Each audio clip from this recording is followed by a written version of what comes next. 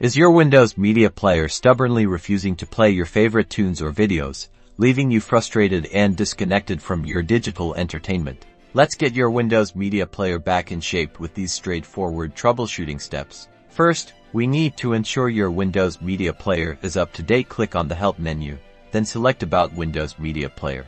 In the About window, click the Check for Updates button. This will open your web browser to the official Microsoft website. If there's a newer version available, download and install it often. Simply updating the player can resolve many common issues. If updating didn't do the trick, we'll try resetting the player's settings. Open your control panel. You can usually find it by typing control panel into the Windows search bar.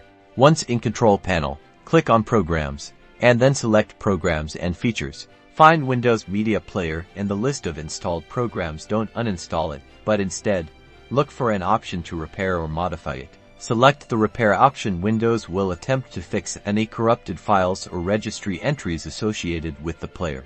Another common culprit can be issues with specific file types or network streams. Try playing different media files to see if the problem is isolated to one format. For more stubborn issues, let's run the built-in Windows Troubleshooter. Go to your Windows settings, then click on Update and Security, followed by Troubleshoot. Look for a troubleshooter related to playing audio or video, or a general playing media troubleshooter. If available, run it and follow the on-screen prompts. And there you have it. By following these steps, you should be able to get your Windows Media Player working perfectly again. Happy media enjoying.